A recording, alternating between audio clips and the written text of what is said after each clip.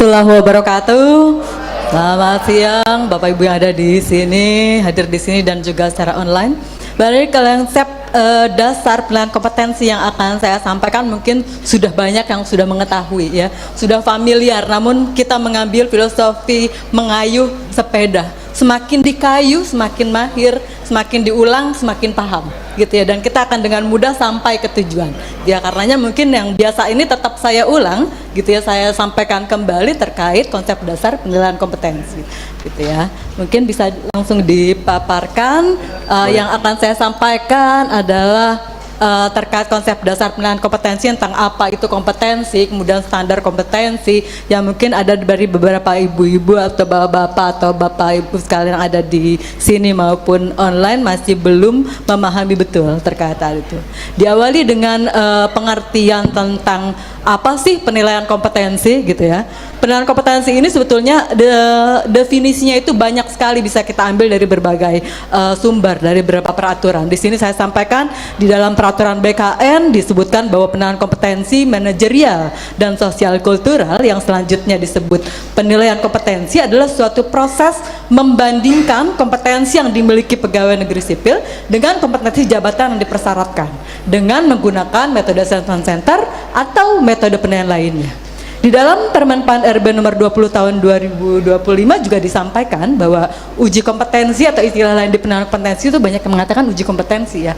Itu adalah pengukuran dan penilaian kompetensi baik teknis, manajerial, sosial, kultural pegawai ASN dalam melaksanakan tugas dan fungsi jabatan. Sebenarnya kalau kita ambil, kita tarik gitu ya, pengertiannya itu lebih kepada proses membandingkan antara kompetensi yang dimiliki dengan kompetensi jabatan yang dipersyaratkan. Jadi ada standar kompetensi yang memang menjadi pembanding ketika seseorang dilakukan atau diuji kompetensinya, begitu ya. Kemudian tentu saja ada landasan hukum atau dasar hukum yang menjadi pondasi untuk penyelenggaraan penilaian kompetensi. Tadi juga sudah disampaikan di awal gitu ya, oleh Pak Trisno, oleh Bu Kapus dalam proses dalam penyampaian laporan, bahwa yang menjadi landasan adalah tentu saja Undang-Undang ASN nomor 20 tahun 2023 tentang aparatur sipil negara, lalu Peraturan Pemerintah Republik Indonesia nomor 17 tahun 2020 tentang perubahan atas Peraturan Pemerintah nomor 11 tahun 2017 tentang manajemen pegawai negeri sipil, lalu Peraturan Menteri PAN RB nomor 38 tahun 2017 tentang standar kompetensi jabatan aparatur sipil negara, di mana di dalamnya adalah terdapat standar kompetensi, lalu ada indikator perilaku yang kalau Bapak Ibu bisa melihat di dalam peraturan ini, Bapak Ibu semakin bisa melihat bahwa oh, standar kompetensi yang dibutuhkan untuk jabatan saya, indikator perilakunya adalah ini gitu ya. Karena itu silakan Bapak Ibu pelajari Permen PAN RB 38 2017 ini. Kemudian Permen PAN RB nomor 1 tahun 2023 tentang jabatan fungsional, lalu ada Peraturan Menteri Pendayagunaan Aparatur Negara dan RB nomor 20 tahun 2025 tentang perubahan atas Permen PAN RB nomor 3 ya tahun 2020 tentang manajemen talent ASN. Lalu Permenkum nomor 1 tahun 2024 tentang organisasi dan tata kerja Kementerian Hukum, dan juga Peraturan Badan Kepegawaian Negara nomor 26 tahun 2029 yang menjadi dasar kita dalam melakukan penyelenggaraan penilaian kompetensi bagi seluruh PNS. Kemudian selanjutnya tentu saja ada yang bertanya, kompetensi itu apa sih gitu ya. Kompetensi adalah kemampuan, pengetahuan, keterampilan, sikap dan perilaku yang perlu dimiliki oleh setiap ASN agar dapat melaksanakan tugas secara efektif. Ya, jadi ada beberapa aspek tuh, kemampuan, kemudian pengetahuan dari kognitif, keterampilan atau skill, kemudian perilaku. Ya, kemudian kompetensi itu sendiri ada 3 yang harus dimiliki oleh ASN: kompetensi manajerial, kompetensi sosial kultural, dan kompetensi teknis. Kompetensi manajerial adalah pengetahuan, keterampilan, sikap dan perilaku yang dapat diamati, diukur dan dikembangkan untuk memimpin dan atau mengelola unit organisasi. Ada 8 kompetensi manajerial yang bisa kita jadi dibagi 2 kelompok besar. Ada kelompok mengelola tugas, yaitu kompetensi orientasi pada hasil, kompetensi pengambilan keputusan, integritas, kerjasama dan pelayanan publik. Dan kelompok yang kedua adalah mengelola orang, yaitu kompetensi mengelola perubahan, komunikasi dan pengembangan diri dan orang lain. Lalu ada kompetensi sosial kultural. Nanti sosial kultural ini berkaitan dengan pengetahuan, keterampilan, dan sikap atau perilaku yang dapat diamati, diukur, dan dikembangkan terkait pengalaman berinteraksi dengan masyarakat majemuk dalam hal agama, suku, dan budaya, serta perilaku, wawasan kebangsaan, etika, dan moral itu yang harus dipenuhi oleh setiap pemegang jabatan, sehingga bisa memperoleh hasil kerja sesuai dengan peran fungsi jabatannya. Ada satu kompetensi sosial kultural, yaitu perekat bangsa yang harus dimiliki oleh setiap ASN. Yang satu lagi adalah kompetensi teknis. Ini merupakan pengetahuan, keterampilan, sikap dan perilaku yang dapat diamati, diukur dan dikembangkan secara spesifik yang berkaitan dengan bidang teknis jabatan. Ya, jadi 3 kompetensi ini harus dimiliki oleh seluruh ASN. Selanjutnya akan berbicara tentang standar kompetensi. Tadi saya menyampaikan bahwa penilaian kompetensi itu adalah proses membandingkan ya antara kompetensi yang dimiliki dengan standar kompetensi jabatan yang dipersyaratkan. Ini adalah standar kompetensi jabatan yang memang harus dimiliki, yang menjadi pembanding nih ya. Kita lihat standar kompetensi ini bergerak dari jabatan yang terendah sampai dengan jabatan yang tertinggi. Untuk standar kompetensi jabatan manajerial atau struktural, yang pertama untuk jabatan pelaksana. Seluruh kompetensi, 9 kompetensi itu di level 1, standarnya di level 1. Lalu untuk jabatan pengawas gitu ya, kalau masih ada yang memang mempunyai kedudukan sebagai pengawas atau eselon 4, itu standar kompetensinya seluruh kompetensi di level 2. Ya, untuk jabatan administrator seluruh kompetensi di level 3, lalu jabatan pimpinan tinggi pratama seluruh kompetensi di level 4, dan jabatan pimpinan tinggi media dan utama seluruh kompetensi di level 5. Memang level ini level kompetensi ini bisa dilihat kalau di perempuan itu memang berdasarkan keahlian. Semakin tinggi, semakin levelnya semakin ahli, semakin expert gitu ya. 5 itu expert. Ya, oke. Selanjutnya standar kompetensi jabatan fungsional. Ini juga dibedakan berdasarkan jenjangnya. Untuk jabatan fungsional terampil, kompetensi integritas, kerjasama dan perekat bangsa itu di level 2. Kompetensi lainnya di level 1. Lalu untuk jabatan fungsional pertama, ahli pertama, dan jabatan fungsional mahir, seluruh kompetensinya itu di level 2 standarnya. Kemudian standar kompetensi untuk jabatan fungsional muda dan penyelia, seluruh kompetensi levelnya di 3 ya. Kemudian standar kompetensi untuk jabatan fungsional muda, seluruh aspek kompetensi harus berada di level 4. Sedangkan yang terakhir untuk jabatan fungsional ahli utama ya, integritas dan perekat bangsa di level 5, dan sisanya kompetensi lainnya itu di level 4. Standar inilah yang digunakan oleh para asesor untuk membandingkan kompetensi yang dimiliki oleh pegawai yang diuji kompetensinya gitu ya, sampai kemudian memperoleh hasil atau kategori dan kriteria hasil penilaian kompetensi. Selanjutnya berkaitan dengan metode. Ya, metode penilaian kompetensi. Banyak yang bilang mau assessment center gitu ya. Pada assessment center itu metode gitu ya, bukan tempat, tapi dia metode assessment center itu. Jadi dalam penilaian kompetensi ada 2 metode sesuai dengan peraturan BKN. Itu ada 2 metode yang digunakan, metode assessment center dan metode penilaian lainnya. Untuk metode assessment center itu pengertian adalah metode standar yang dilakukan untuk mengukur kompetensi dan prediksi keberhasilan suatu jabatan dengan menggunakan beberapa alat ukur atau simulasi berdasarkan kompetensi jabatan dan dilakukan oleh beberapa asesor. Itu jadi dalam pelaksanaan penilaian kompetensi itu ada alat ukur yang digunakan. Ya, alat ukur itu adalah suatu instrumen yang memang digunakan oleh para asesor untuk menilai gitu ya, untuk mengukur kompetensi yang dimiliki. Ada tes potensi gitu ya, untuk mengukur aspek potensi yang dimiliki oleh seluruh pegawai yang diuji. Kemudian ada simulasi. Simulasi ini semacam alat ukur yang memang di dalamnya berisi persoalan-persoalan atau contoh-contoh suatu kondisi atau situasi yang mungkin muncul dalam kegiatan sehari-hari gitu ya. Jadi kita mengukur dengan cara seperti itu. Kemudian ada juga wawancara manajerial dan sosial kultural. Wawancara ini adalah proses tanya jawab, tentu saja dengan panduan yang terstruktur. Memang ada panduannya, dan itu harus dimiliki oleh asesor menjadi panduan dalam proses melakukan wawancara sehingga tercapai tujuan wawancara itu sendiri. Kemudian yang kedua nih, metode yang kedua adalah metode penilaian lainnya.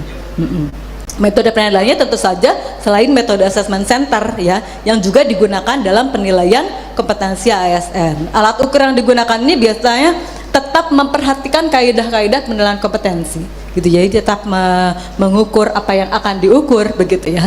Contoh-contohnya mungkin penilaian kompetensi yang memang sudah pernah diikuti oleh seluruh pegawai Kementerian Hukum melalui CACT-nya BKN, itu termasuk dengan menggunakan metode penilaian lainnya, atau mungkin yang mengikuti SJT, Situational Judgment Test, yang dimiliki oleh Kementerian Hukum, itu juga menggunakan metode penilaian lainnya gitu ya.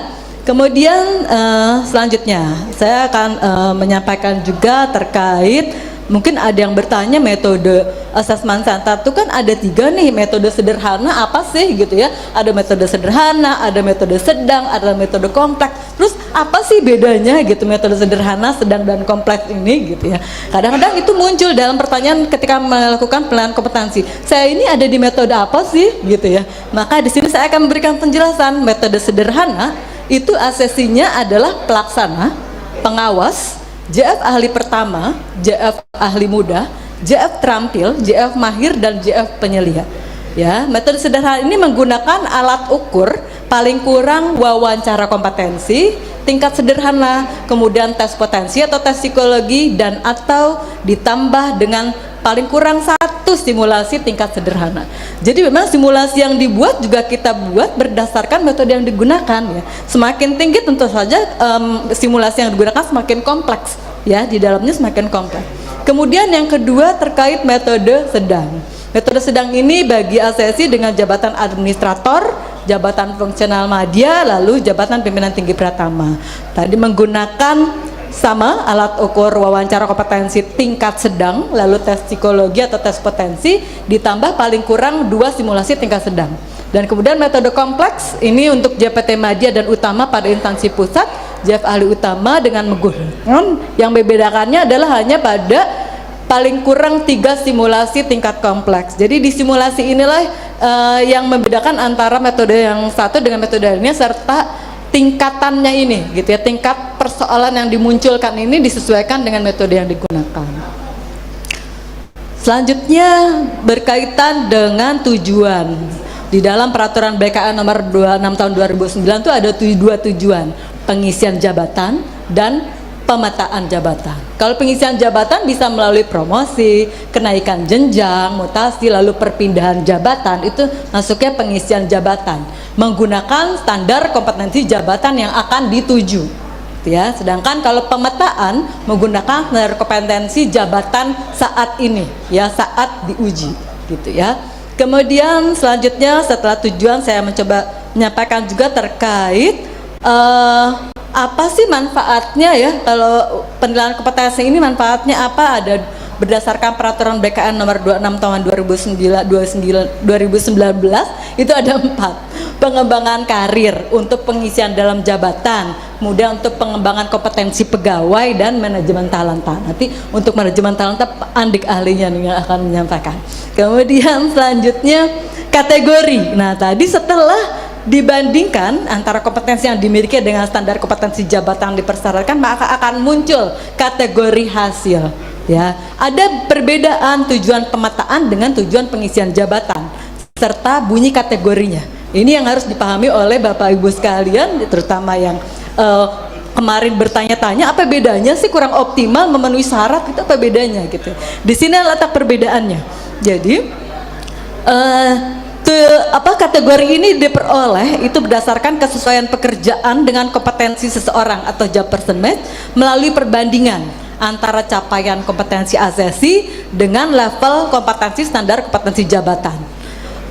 Apabila tujuan pemetaan hasil perhitungan job person match-nya itu kurang dari 78%, maka kategorinya adalah kurang optimal. Sedangkan jika hasil job person match-nya lebih dari atau sama dengan 78% sampai dengan kurang dari 90%, maka kategorinya adalah cukup optimal.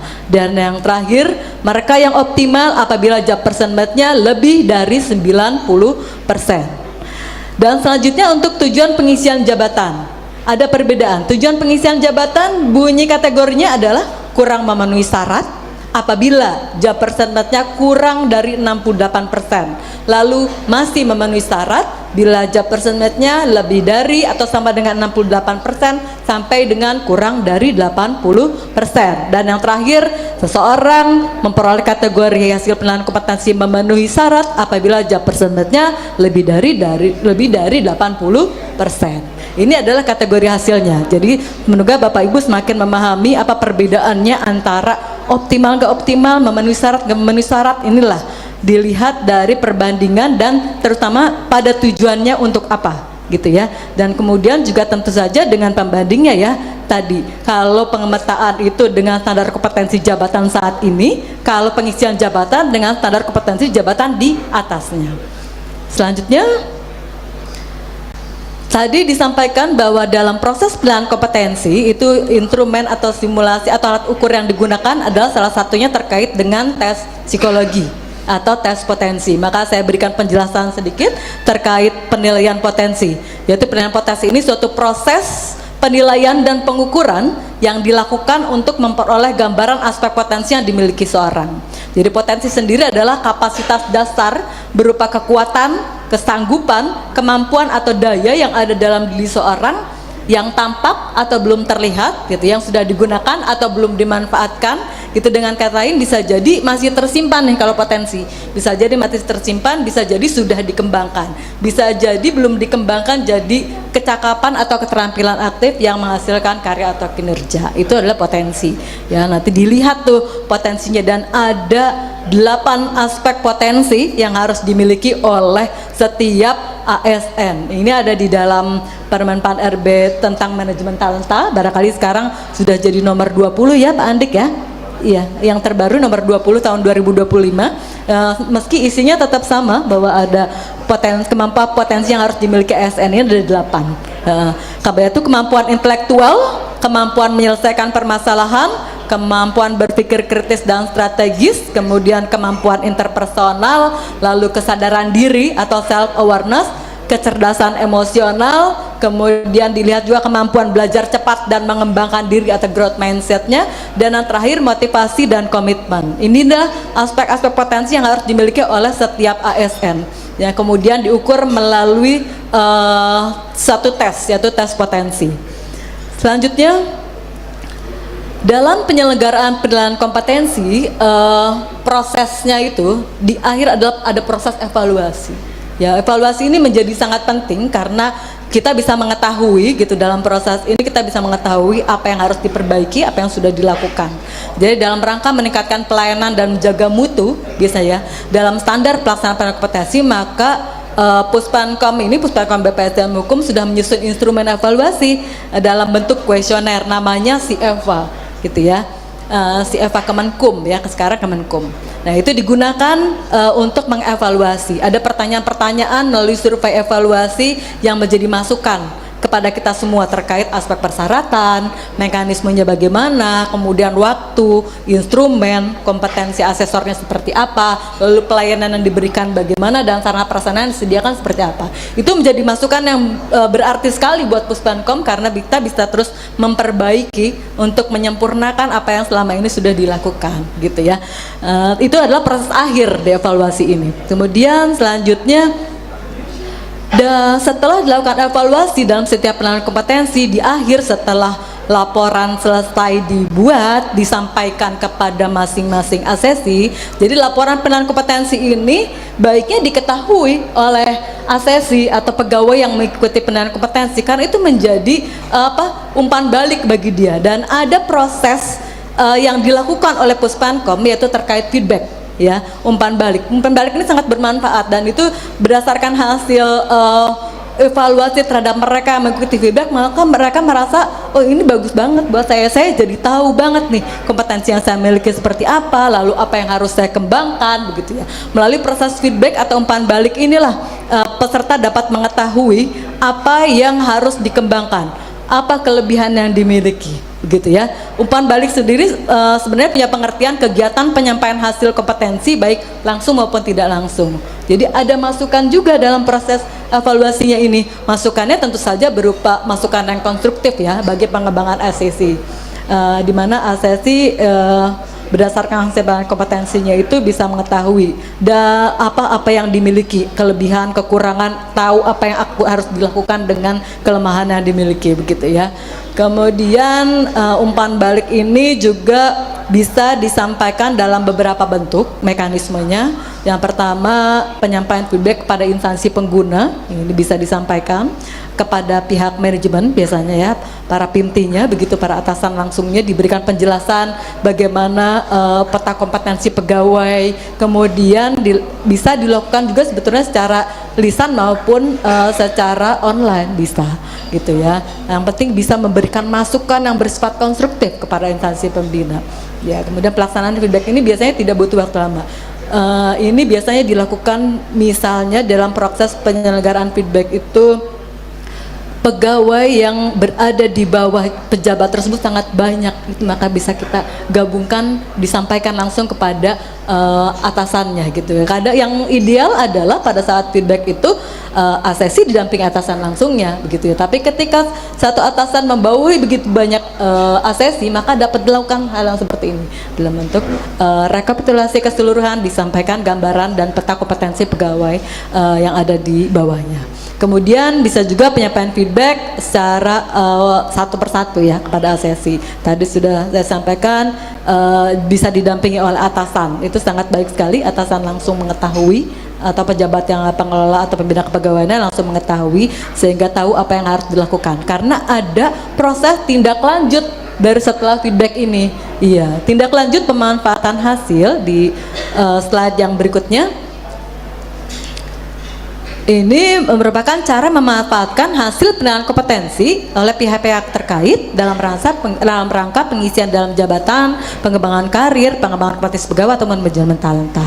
Pemanfaatan hasil merupakan salah satu tindak lanjut dari rangkaian proses penilaian kompetensi, di mana setelah diterimanya hasil penilaian kompetensi oleh pejabat pembina kepegawaian, hasil penilaian kompetensi selanjutnya dapat dijadikan acuan untuk melakukan proses pembinaan kepegawaian. Ya, kita juga di Kementerian Hukum, di BPSDM Hukum sudah mempunyai pedoman tindak lanjut pemanfaatan hasil penilaian kompetensi di lingkungan Kementerian Hukum yang menjadi koridor bagi kami dalam melakukan proses tindak lanjut pemanfaatan hasil ini. Ya, mungkin. Nah, ini satu lagi tujuannya dari tindak lanjut pemanfaatan hasil ini sesuai pedoman tadi, mengetahui seberapa jauh hasil penilaian kompetensi itu dimanfaatkan oleh pembina kepegawaian dalam pengembangan karir, mengetahui permasalahan atau kendala dalam pemanfaatan hasil penilaian kompetensi di unit pusat maupun kantor wilayah, mengetahui apakah pegawai yang bersangkutan menerima hasil penilaian kompetensi yang telah dilakukan oleh Puspenkom, dan juga sebagai sarana untuk pemberian rekomendasi kepada pembina kepegawaian. Mungkin itu ini hanya sedikit informasi saja bahwa kami sudah mempunyai 2 kuesioner. Yang pertama kuesioner pemanfaatan hasil penilaian kompetensi dengan tujuan pemetaan, dan satu lagi untuk tujuan pengisian jabatan. Instrumen ini merupakan alat yang digunakan untuk memantau dan mengevaluasi pemanfaatan hasil yang dilakukan oleh unit eselon 1, kantor wilayah ataupun instansi pemohon penilaian kompetensi. Itu mungkin sedikit konsep dasar terkait penilaian kompetensi sampai dengan proses evaluasi, feedback, sampai dengan tindak lanjut pemanfaatan hasil kompetensi. Terima kasih, mungkin itu dari saya. Ya. Baik, terima kasih Ibu Dewi. Boleh tepuk tangannya dulu Bapak Ibu yang meriah, dan react-nya di dalam Zoom meeting maupun di YouTube.